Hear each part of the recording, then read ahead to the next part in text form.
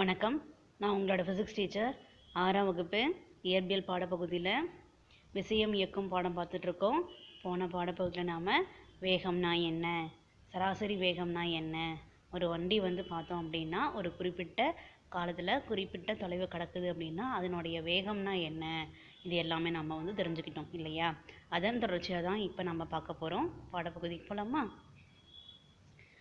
இப்போ உங்களுக்கு ஒரு எடுத்துக்காட்டு கொடுத்துருக்காங்க. அதன் மூலயமா நம்ம எவ்வாறு ஒரு வண்டி வேகமாக போகுதுன்றதை நம்ம கணக்கிடலாம். கொடுத்துருக்காங்க பாருங்கள். ஒரு கார் 1 மணி நேரத்தில் 300 கிலோமீட்டர் தொலைவை கடக்கும் போது அதனுடைய வேகத்தை 300 கிலோமீட்டர் பை மணி என்று சொல்கிறோம். அதாவது மணிக்கு 300 கிலோமீட்டர் தொலைவு அப்படின்னு நம்ம சொல்கிறோம் இல்லையா? 1 மணி நேரத்திற்கு 300 கிலோமீட்டர் கடக்குது அப்படின்றது தான் நம்ம சொல்லக்கூடியதுக்கான அர்த்தம். ஓகேவா? ஸோ நீங்கள் எடுத்துக்காட்டு கொடுத்துருக்காங்க பாருங்க.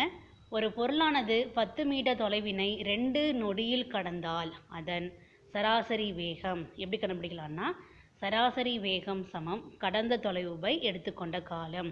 இங்கே சராசரி வேகத்தை நம்ம எஸ்ன்னு எடுத்துக்கிறோம். கடந்த தொலைவு பார்த்தோம்னா டின்னு எடுத்துக்கிறோம். எடுத்துக்கொண்ட காலம் டீன்னு எடுத்துக்கிறோம் இல்லையா?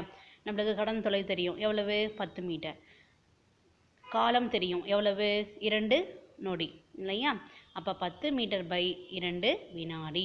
அப்போ 10 2ஆல் வகுத்தோம் அப்படின்னா கிடைக்கக்கூடிய மதிப்பு எவ்வளவு இருக்குது, 5. 5 மீட்டர் பை வினாடி. இப்போ புரிஞ்சுதுங்களா? ஒரு பொருளானது ஒரு குறிப்பிட்ட தொலைவை ஒரு குறிப்பிட்ட வினாடியில் கடந்தது அப்படின்னா அதனுடைய வேகத்தை எவ்வாறு கணக்கிடலாம் அப்படின்னு கற்றுக்கிட்டோம் இல்லையா? அதே மாதிரி பாருங்கள், இன்னொரு எடுத்துக்காட்டு கொடுத்துருக்காங்க. ஒரு பேருந்து 180 கிலோமீட்டர் தொலைவினை 3 மணி நேரத்தில் கடந்தால் அதன் வேகம் எவ்வளவு? நல்லா கவனிங்க. இங்கே பார்த்தோம்னா 180 கிலோமீட்டர்னு கொடுத்துருக்காங்க சரியா? அதே மாதிரி மணி நேரம் பாருங்கள், 3 மணி நேரம்னு கொடுத்துருக்காங்க சரியா? இப்போ அதனுடைய வேகம் என்னன்னு கேட்குறாங்க சரியா? நம்மளுக்கு தான் வாய்ப்பாடு தெரியும் இல்லையா? நம்ம என்ன பண்ணிக்கலாம், போடலாமா? சராசரி வேகம் சமம் கடந்த தொலைவு பை எடுத்துக்கொண்ட காலம். கடந்த தொலைவு எவ்வளவு, 180 கிலோமீட்டர். எடுத்துக்கொண்ட காலம் 3 மணி நேரம். அப்போ நம்ம எழுதலாமா? 180 கிலோமீட்டர் பை 3 மணி நேரம் அப்படின்னு எழுதிக்கலாம் இல்லையா? 180 3ஆல் வகுத்தோம் அப்படின்னா எவ்வளோ கிடைக்குது, 60. 60 கிலோமீட்டர் பை மணி. அப்போ நம்ம என்ன சொல்லலாம், இந்த பேருந்தானது 1 மணி நேரத்திற்கு 60 கிலோமீட்டர் கடந்திருக்கு அப்படின்னு நம்ம சொல்லலாம் இல்லையா? நமது பதிலுக்கு பின்னர் மீட்டர் பை வினாடி என்றோ கிலோமீட்டர் பை மணி என்றோ வருகிறதே, அது என்ன? சரியா? நம்ம வகுக்கிறோம், நம்பரை வகுக்கிறோம். அப்போ நம்ம கிடைக்கக்கூடிய மதிப்பு நம்பர் தான். ஆனால் பக்கத்துலேயே பார்த்தோம்னா மீட்டர் பை வினாடின்னு எழுதுகிறோம், கிலோமீட்டர் பை மணின்னு எழுதுகிறோம். இது என்ன அப்படின்னு சொல்லிட்டு கேட்குறாங்க சரியா? அது என்னன்னு தெரிஞ்சுக்கலாமா? சராசரி வேகத்திற்கான சூத்திரத்தை கவனியுங்கள். கடந்த தொலைவை மீட்டரிலும் அதற்கான காலத்தை வினாடியிலும் கணக்கிட்டால் அதன் அலகு மீட்டர் பை வினாடி. சரியா? தொலைவு பார்த்தோம் அப்படின்னா எப்பயுமே நம்ம மீட்டரில் கணக்கிடுறோம். அதே மாதிரி காலத்தை பார்த்தோம்னா வினாடியில் கணக்கிடுறோம். அதனால் சராசரி வேகத்தோடைய அலகு பார்த்தோம்னா மீட்டர் பை வினாடின்னு எழுதுகிறோம் சரியா? அடுத்து பாருங்கள். ஒருவேளை கடந்த தொலைவை கிலோமீட்டரிலும் அதற்கான காலத்தை மணியிலும் கணக்கிட்டால், நல்லா கவனிச்சுக்கோங்க. இப்போ மீட்டருக்கு பதில் கிலோமீட்டர் வரும். அதே மாதிரி வினாடிக்கு பதில் எதுக்கு வரும், மணிக்கு வரும் சரியா? அப்போ மடங்கு அதிகமாகுது இல்லையா? ஒருவேளை கடந்த தொலைவை கிலோமீட்டரிலும் அதற்கான காலத்தை மணியிலும் கணக்கிட்டால் சராசரி வேகத்தின் அலகு கிலோமீட்டர் பை மணி அப்படின்னு எழுதலாம் சரியா? அப்போ என்ன அர்த்தம், ஒரு குறிப்பிட்ட மணி நேரத்தில் அது எவ்வளவு கிலோமீட்டர் கடந்திருக்கு அப்படின்றது தான் அதனோட அர்த்தம் சரியா? சில நேரங்களில் சென்டிமீட்டர் பை வினாடி போன்ற அலகுகளையும் பயன்படுத்துகின்றோம் சரியா? சில டைம் என்ன பண்ணுவோம் அப்படின்னா, தொலைவு சென்டிமீட்டரில் கொடுத்துருக்காங்க அப்படின்னாக்க, காலத்தை வினாடியில் கொடுத்துருக்காங்க அப்படின்னா நம்ம என்ன எழுதிக்கலாம், சென்டிமீட்டர் பை வினாடி அப்படின்னு எழுதிக்கலாம் சரியா? பொதுவாக நாம் அறிவியலில் எஸ்ஐ அலகுகளை பயன்படுத்துகின்றோம் இல்லையா? நம்ம ஃபஸ்ட் யூனிட்லேயே பார்த்தோம் எஸ்ஐ அலகுனா என்ன அப்படின்னு பார்த்தோம் இல்லையா? பன்னாட்டு அலகு முறைன்னு பார்த்தோம் இல்லையா? தொலைவின் எஸ்ஐ அலகு மீட்டர் எம்னு சொல்லுவோம். காலத்தின் அலகு வினாடி எஸ்ன்னு சொல்கிறோம். எனவே மீட்டர் பை வினாடி என்பது சராசரி வேகத்திற்கான எஸ்ஐ அலகாகும். அதாவது எம் பை எஸ். அதாவது எம் பை எஸ். எம்னா என்னது, மீட்டர். எஸ்னா என்னது, வினாடி. ஓகேவா? இப்போ வேகத்தினுடைய அலகு மீட்டர் பை வினாடி. இதை நல்லா ஞாபகம் வச்சுக்கோங்க. இது நீங்கள் மேல் கிளாஸ் போகிற வரைக்கும் இதனுடைய மதிப்பானது மாறாது. இது ரொம்ப ரொம்ப அடிப்படையான விஷயம். ஓகேவா? அடுத்து பாருங்கள் கணக்கிடுங்களேன்னு சொல்லியிருக்காங்க. இப்போ நம்ம தெரிஞ்சுக்கிட்டோம் இல்லையா, வேகத்தை வந்து கணக்கிடணும் அப்படின்னா தொலைவை நம்ம எடுத்துக்கொண்ட காலத்தால் வகுக்கணும் அப்படின்னு நம்ம தெரிஞ்சுக்கிட்டோம் இல்லையா. அதை வச்சு இந்த 2 கணக்கு நம்ம போடலாமா. ஒரு பூனை 150 மீட்டர் தொலைவினை 10 வினாடியில் கடந்தால் அதன் சராசரி வேகம் எவ்வளவு அப்படின்னு கேட்குறாங்க. சரியா, எவ்வளவு? 150 மீட்டர் தொலைவு 10 வினாடி வந்து பார்த்தோம் அப்படின்னா காலம் இல்லையா. அப்போ நம்ம ஃபார்முலா எழுதிக்கலாமா. வேகம் சமம் தொலைவு பை காலம். தொலைவு எவ்வளவு? 150. காலம் எவ்வளவு? 10. 150 10ஆல் வகுத்தோம்னா எவ்வளோ கிடைக்கும்? வெரி குட், 15 மீட்டர் பை வினாடி. சரியா, அப்போ எப்போ நம்ம வந்து வேகம் கண்டுபிடிச்சாலையுமே அதனுடைய அழகான மீட்டர் பை வினாடி நம்ம கூடவே சேர்த்து எழுதணும்.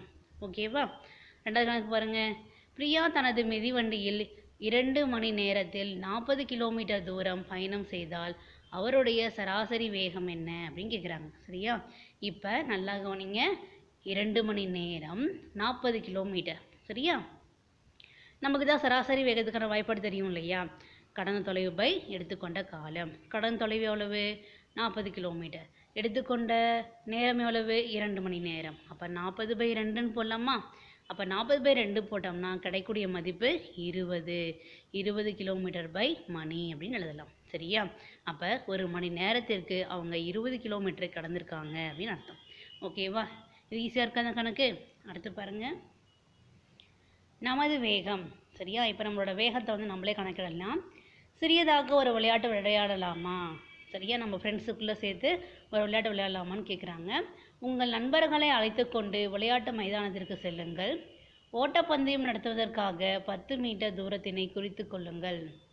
ஓட்டப்பந்தயம் நடத்துவதற்காக 100 மீட்டர் தூரத்தினை குறித்து கொள்ளுங்கள். சரியா, இப்போ வந்து 100 மீட்டர் ஓட்டப்பந்தயம் வைக்க போகிறாங்க. அதனுடைய அளவு வந்து குறிச்சுக்கிறீங்க. சரியா, நட்பு ரீதியிலான ஓட்டப்பந்தயத்தினை நடத்தி ஒவ்வொருவரும் 100 மீட்டர் தூரத்தினை எவ்வளவு நேரத்தில் கடக்கின்றனர் என நிறுத்து கடிகாரம் மூலம் குறித்து கொள்ளுங்கள். சரியா, ஒவ்வொருத்தருமே 100 மீட்டர் தூரத்தை வந்து எவ்வளவு மணி நேரத்தில் கடக்கிறாங்கன்னு குறிச்சுக்கிறீங்க.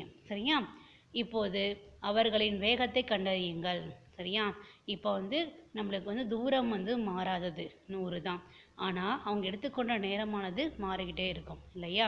அதை பின்வரும் அட்டவணையில் குறியுங்கள். சரியா, அடுத்து ஒரு அட்டவணை காட்ட போகிறோம், அதில் குறிக்க போகிறோம். சரியா, கொடுத்துருக்காங்க பாருங்கள். ஒரு பொருள் பயணம் செய்த வேகமும் அப்பொருள் அப்பயணத்திற்காக எடுத்துக்கொண்ட காலமும் நமக்கு தெரியுமே ஆனால் நம்மால் அப்பொருள் கடந்த தொலைவினை கணக்கிட இயலும். சரியா, இப்போ இதுக்கு முன்னாடி வரையும் வேகத்தை பற்றி நம்ம சொல்லும்போது தொலைவும் அது எடுத்துக்கொண்ட காலமும் தெரிஞ்சிச்சுன்னா வேகத்தை கணக்கிட்டோம். ஆனால் இப்போ ஒரு பொருளோட வேகமும் அது எடுத்துக்கொண்ட காலமும் தெரிஞ்சதுன்னா அந்த பொருள் எவ்வளவு தொலைவை கடந்திருக்குது அப்படின்னு தெரிஞ்சுக்கலாம் அப்படின்னு சொல்கிறாங்க. சரியா, கவனிங்க, அந்த அட்டவணை பார்க்கலாம். மாணவர் பெயர். சரியா, உங்களுக்கு எடுத்துக்காட்டு கொண்டு கொடுத்துருக்காங்க பாருங்கள். முருகேசன் கொடுத்துருக்காங்க. கடந்த தூரம் நம்ம ஏற்கனவே சொன்ன மாதிரி கடந்த தூரம் வந்து மாறாத மதிப்பு, அதனால் 100 மீட்டர் தான்.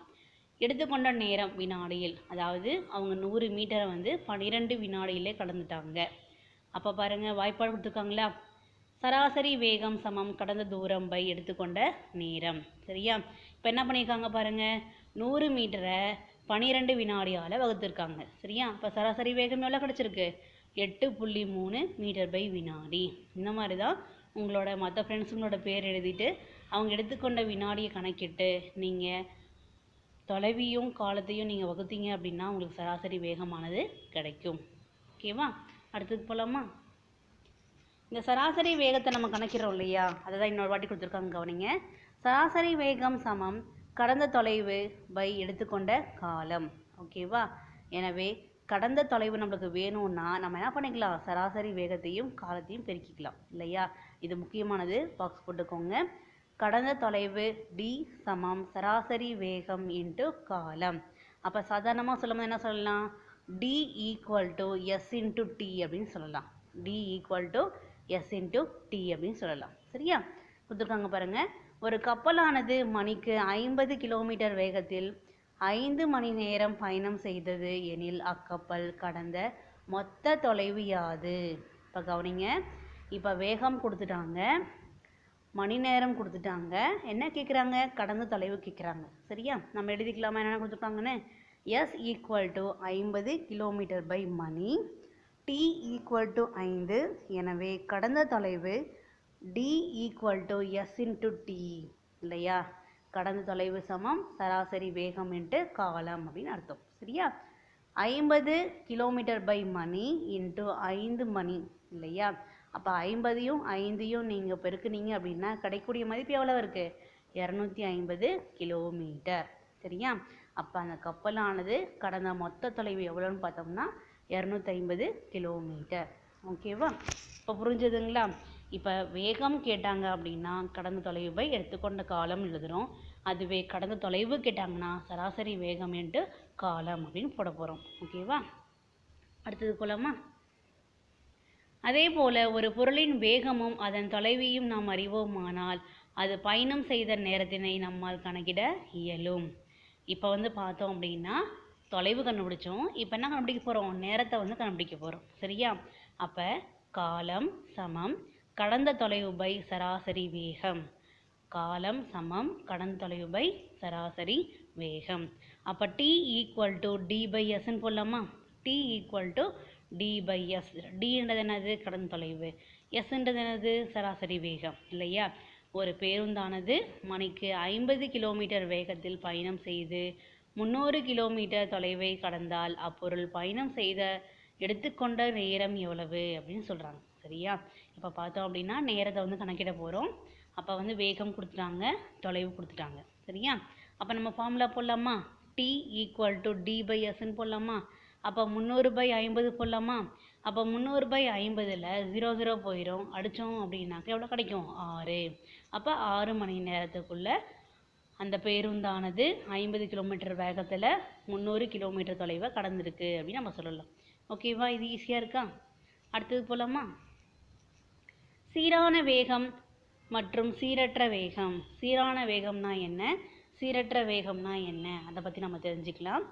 ஒரு தொடர் வண்டியானது திருச்சியிலிருந்து புறப்பட்டு மதுரையை அடைகிறது என வைத்துக்கொள்வோம். அது சீராக ஒரே வேகத்தில் தான் சென்றிருக்குமா? இல்லை அல்லவா? திருச்சியில் ஓய்வு நிலையத்திலிருந்து துவங்கி மெதுவாக வேகத்தை அதிகரித்து பின்னர் குறிப்பிட்ட வேகத்தில் பயணம் செய்து பாலங்கள் போன்றவற்றை கடக்கும் போது வேகத்தை குறைத்து இடைப்பட்ட தொடர்வண்டி நிலையங்களில் நின்று பயணிகளை ஏற்றிக்கொண்டு மதுரைக்கு சென்றிருக்கும் அல்லவா? ஆமாம். இப்போ சாதாரணமாக பார்த்தோம் அப்படின்னா நம்ம வண்டி ஸ்டார்ட் பண்ணுறோம், ஒரு குறிப்பிட்ட இடத்துக்கு போகிறோம் அப்படின்னாக்க ஸ்டார்ட் பண்ணும்போது மெதுவாக ஸ்டார்ட் பண்ணுவோம். அப்போ நடுவில் எந்த ஒரு டிராஃபிக்கும் இல்லைன்னும் போது கொஞ்சம் ஃபாஸ்ட்டாக போகும். நடுவில் எதாவது டிராஃபிக்காக இருந்துச்சு அப்படின்னாக்கா ஸ்லோ பண்ணுவோம். மறுபடியும் ஸ்டாப்பிங் வரும்போது ஸ்லோ பண்ணுவோம். அதுக்கப்புறம் நம்ம எங்கே நம்ம போகணுமோ அந்த இடத்துக்கு போய் சேருவோம் இல்லையா? அப்போ பார்த்தோம்னா இவ்வாறு மாறுபட்ட வேகங்களில் செல்வதால் அதன் இயக்கத்தினை நாம் சீரற்ற இயக்கம் என்று கூறுகின்றோம். இந்த மாதிரி அதனுடைய வேகமானது மாறிட்டே இருக்குது, அந்த பொருளினுடைய வேகம் மாறிட்டே இருக்குன்னாக்க நம்ம என்ன சொல்லலாம்? அது சீரற்ற வேகத்தில் இயங்கிட்டு இருக்கு அப்படின்னு சொல்லலாம். சரியா? இருப்பினும் கூட ஏதாவது ஒரு குறிப்பிட்ட கால இடைவெளிகளில் அது ஒரு சீரான வேகத்தில் சென்றிருக்கும் தானே அப்படின்னு நம்ம சொல்கிறோம். சரியா? அந்த கால இடைவெளியில் தொடர்வண்டி இயக்கம் சீரான இயக்கமாகும். அப்போ ஒரு குறிப்பிட்ட நேரத்தில் பார்த்தோம்னா வண்டியானது ஒரே மாதிரியான ஸ்பீடில் போயிட்டு இருந்திருக்கும். அதை நம்ம என்ன சொல்லலாம்? சீரான வேகத்தில் போயிட்டுருக்கு அப்படின்னு சொல்லலாம். சரியா? இப்போ புரிஞ்சுதுங்களா உங்களுக்கு?